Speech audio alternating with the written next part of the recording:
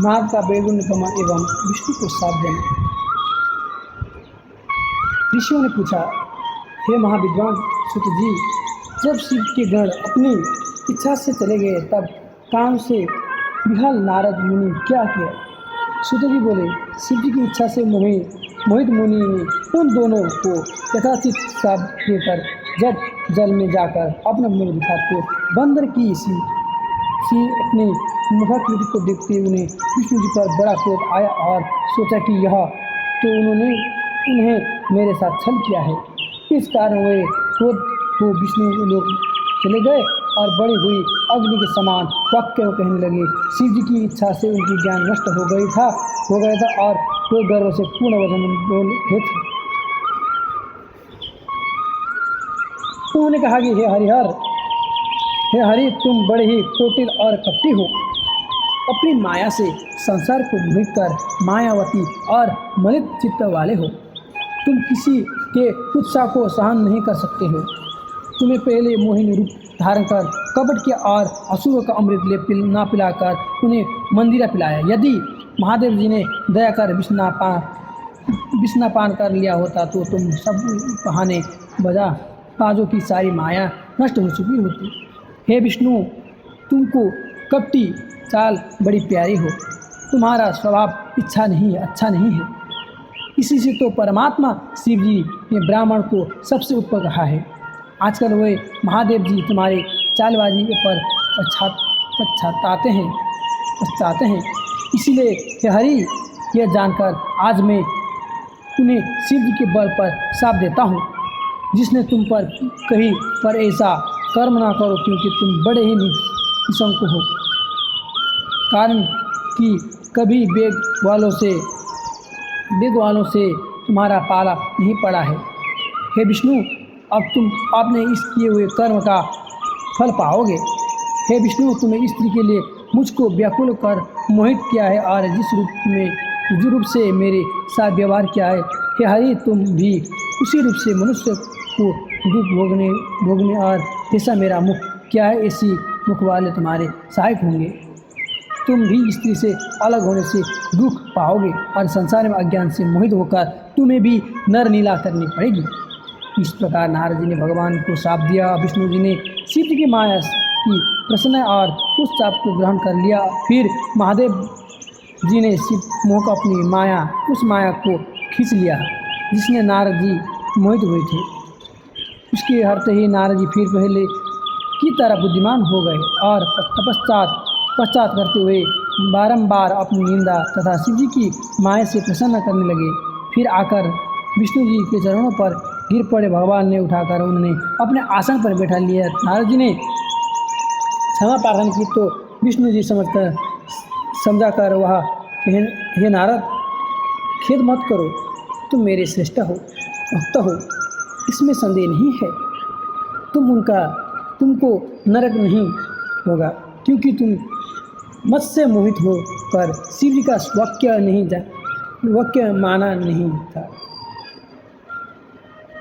नहीं माना था।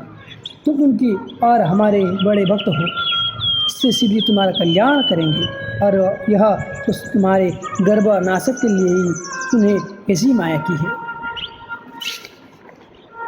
थी। भगवान शंकर गर्भ के हरण करता है, वह परमात्मा है, सच्चिदानंद स्वरूप के निर्गुण और निर्विकार है। साथ ही वे सत रजत तम तीनों गुण से परे निर्गुण और सद्गुण भी है। उन्हें ही मुझको जगत का पालन विधाता सृष्टा और रुद्र को सबका संहारता किया है। हे नारद, अब तुम्हारे लिए यही सुखद है कि तुम अपने सब संग छोड़कर शिव जी के श्रेष्ठ यश का गान करो और अन्यमति होकर सर्वदा शिव जी का सत्यनाम स्तोत्र का जप क्या करो। इसको जपने से शीघ्र ही तुम्हारी पाप नष्ट हो जाएगी। हे मुनि, शिव जी की पूजा से समस्त पाप नष्ट हो जाते हैं। अतः एवं तुम भी पैर से लेकर मस्तक पर्यंत अच्छी तरह भस्म लगाकर ओम नमः शिवाय मंत्र का जाप क्या करो। शिव जी की प्रिय रुद्राक्षों को यत्न से सब अंगों में धारण करो। सर्वदा शिव जी की कथा कहो, सुनो और शिव भक्तों को अच्छी तरह बारंबार कीजिए। निरालस्य हो, सर्वदा शिव जी की शरण में रहो।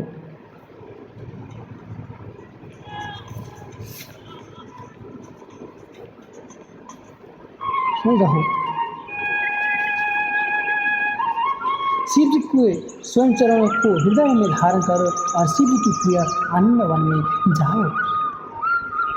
वहाँ विशेषवर को देखकर भक्ति से उनका पूजन करो तथा उनकी विशेष स्थिति पर प्रणाम कर बंधन रहित हो जाओ।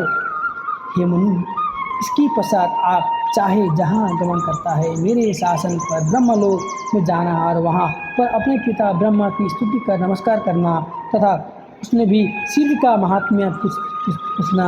वहाँ भी तुम्हारे शिव जी की 100 नामों स्तोत्र सुनाओगे।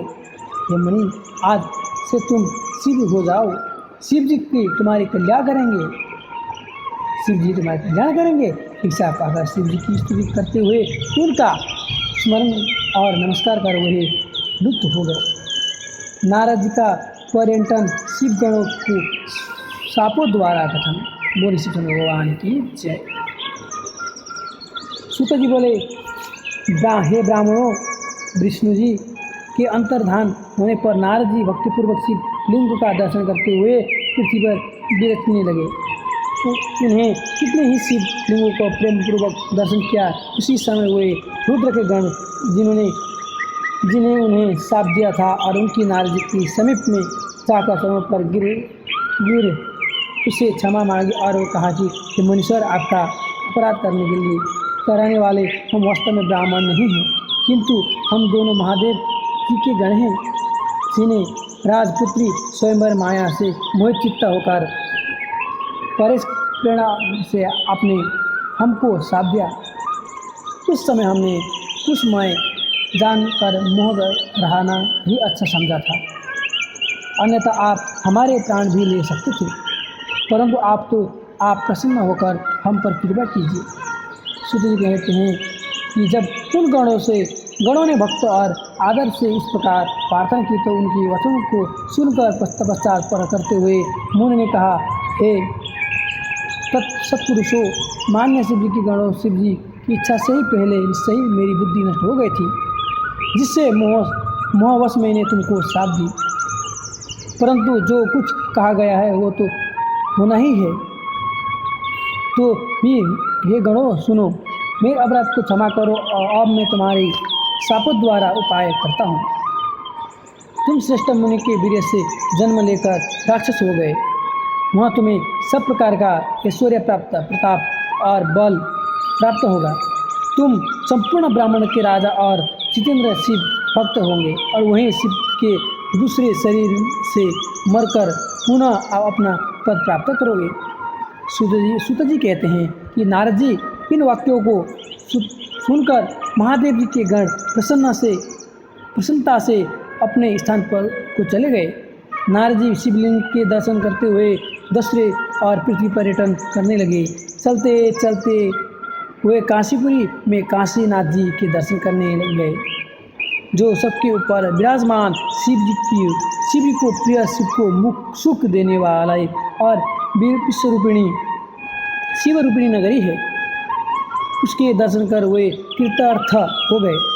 वहाँ पर आनंद से उन्हें काशीनाथ शिव का पूजन किया और उनकी महिमा वर्णन करते हुए प्रेम से विह्वल हो गए और तपस्या नारद जी ब्रह्मलोक गए। वहाँ जाकर उन्होंने अनेक प्रकार से अपने पिता ब्रह्मा से शिव तत्व को पूछा। बोले शिव शंकर भगवान की जय। ब्रह्मा जी द्वारा तत्व निरूपण।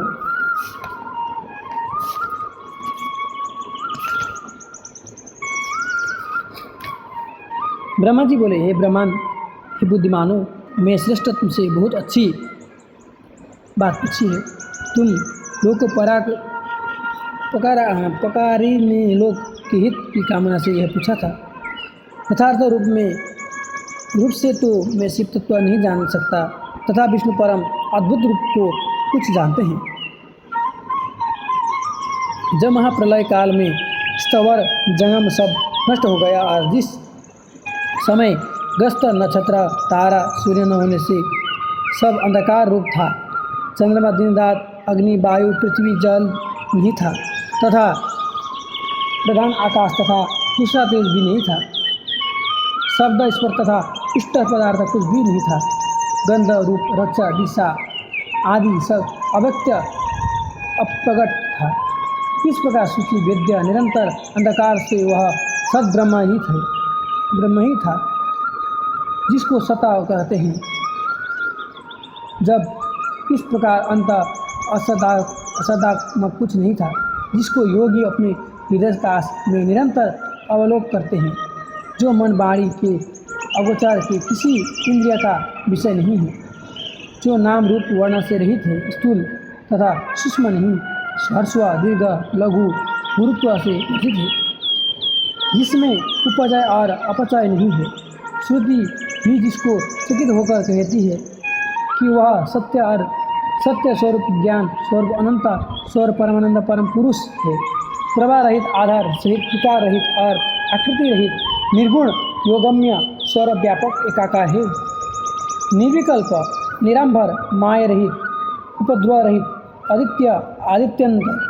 आद्यंत रहित, विकार रहित, चिदात्मक जिसके इस प्रकार संज्ञा संयुक्ति विलंब करके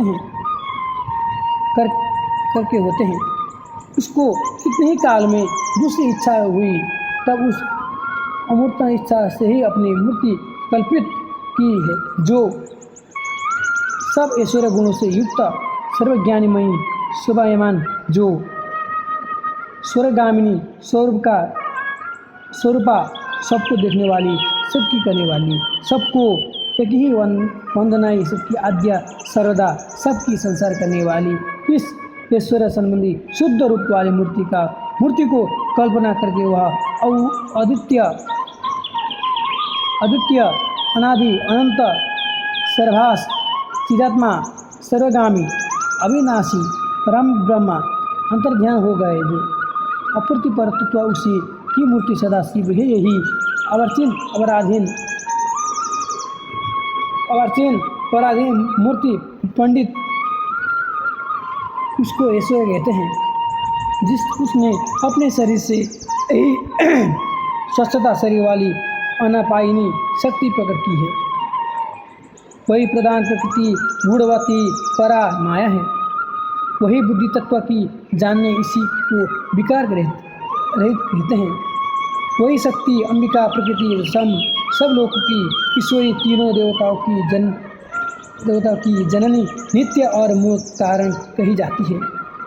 इसकी 8 भुजा हैं, यही विचित्र मुख वाली शोभा है। पूर्णमासी सहस्त्र इंद्र के चंद्र के समान इसकी कांति है। अनेक आवरण और अनेक गति से युक्त है। अनेक प्रकार के आयुध धारण की, फूल कमल के समान नेत्र वाले, अचिंत्य तेज से युक्त सबको उत्पन्न करने वाली वह एकाकिनी माया जब संयोग से अनेक प्रकार की होती है, तब परस्पर ईश्वर शिव शंकर, इसका कोई ईश्वर नहीं है। सिर पर गंगा धारण करने वाले, माथे पर चंद्र, नेत्र 5 मुख, प्रसन्नात्मा 10 भुजा वाले, त्रिशूलधारी, कर्पूर गौरांग भस्म शरीर में लगाए हुए भगवान से उस काल रूपिणी शक्ति को लेकर एक साथ ही शिवलोक नामक नेत्र निर्माण किया। उसी उत्तम क्षेत्र को काशी के क्षेत्र कहते हैं। वहाँ परम निवारण को देने वाला सबके ऊपर विराजमान है। उस नेत्र से जो कि सब मन रमाने वाला है, पूर्ण परमानंद रूपिणी शिवा द्वारा परमानंद रूपिणी शक्ति सहित निवास करते हैं। हमने प्रलय काल में कभी वह क्षेत्र शिव से रहित नहीं होता, इससे वह क्षेत्र अभियुक्त कहता है। शिव जी ने पहले इसमें एक आनंद नामक वन निर्माण किया था। क्षेत्र आनंद का हेतु होने से आनंद कानन पर पीछे अभिमुक्त कहलाया। शिव के रूप आनंद वन में भ्रमण करने पर ये नारद जी यहाँ इच्छा हुई कि कोई दूसरा पुरुष निर्माण किया जाए,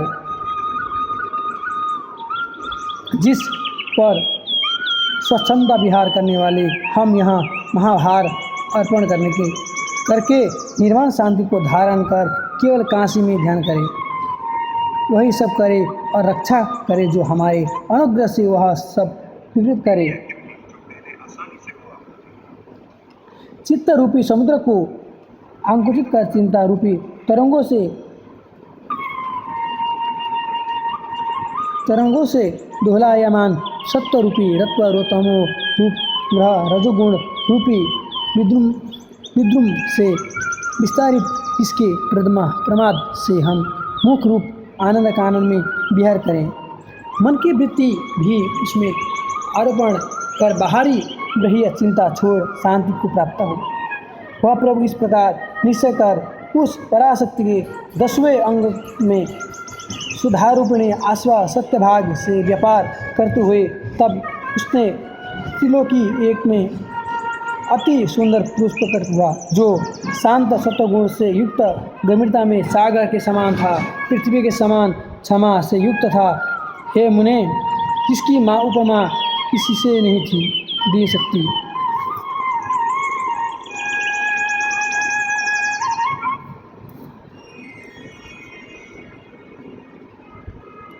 इनकी उपमा किसी से नहीं दे सकते। इंद्र नीलमणि के समान कांतिमान, उत्तम कमल के समान नेत्र वाली, सुवर्ण के समान कांति धारण की, दो दुकुलों से आवृत प्रचंड भुजाओं से शोभायान, जो दोनों भुजा कहीं पराजित होने वाली न थी। तो वह पुरुष परमेश्वर शिव को प्रणाम कर बोले, हे स्वामी, मेरा नाम रखकर मेरे कर्म भी कहिए। यह वचन सुनकर समर्थ प्रभु शंकर हंसते हुए मेघ के समान गंभीर वाणी से बोले, व्यापक होने से जगत तुम्हारा विष्णु नाम होगा और भी भक्तों के सुख करने वाले तुम्हारे बहुत से नाम है। तुम दृढ़ता पूर्वक परम कार्य साधक तपस्या करो। यह कहकर शंकर ने अपने श्वास मार्ग को उनको वेद प्रदान किया। तब अच्युत के को नमस्कार कर बड़ा तप किया और शक्ति सहित परमेश्वर अंतर्धान हो गए। अपने लोक में गए और इधर विष्णु जी 12 सहस्त्र दिव्य वर्ष तक तपस्या किया, परंतु अपना अभिलषित कल्याणकारी शंकर का दर्शन नहीं पाया। तब संदेह को प्राप्त होने पर मन में चिंता करने लगे, तब क्या करूं? इस प्रकार शिव जी का स्मरण करते हुए उसी अवसर में शिव जी से सुंदर वाणी प्रकट हुई, समय के दूर करने के निमित्त फिर तपस्या करो।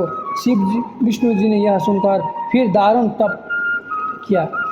जब बहुत समय बीत गए तब ब्रह्मा ध्यान मार्ग के द्वारा विदित हुए। तब पुरुष विष्णु जी ध्यान मार्ग में आगे प्रसन्नता से विस्मय को प्राप्त हो बोले कि क्या महान तत्व है। तब विष्णु के परिश्रम करने से उनकी शरीर में शिव जी की माया से जल धाराएं निकलने लगी। हे महामुनि, वह सब महान जल शून्य है, व्याप्त हो गया। वह जल ब्रह्म रूपी हुआ, इसके स्पर्श मात्रा से पाप नष्ट होते हैं। तब वह विष्णु जी शांत होकर उसी जल में विमोहित हो बहुत काल तक शयन करते हुए उस समय उनका श्रुति समंत नाम नारायण हुआ। उस समय प्रकृति पुरुष के बिना और कुछ नहीं था। उसी समय वहाँ उन महात्मा से तत्व प्रकट हो गई। हे महामते, हे महापंडित, मैं उसका प्रकार कहता हूँ, सो आप मुझे सुनिए।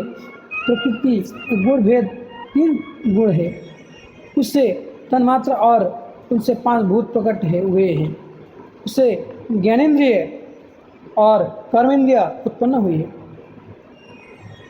हे ऋषि सत्तम, आपसे तत्व का ज्ञान पूर्व ही कहा है। प्रकृति का यह सब जड़ात्मक कार्य पुरुष को छोड़कर जानना, वह 24 संख्या वाले तत्व शिव जी का इच्छा ग्रहण करके ब्रह्म रूप जल से सहन कर गए। बोले शिव शंकर भगवान की जय।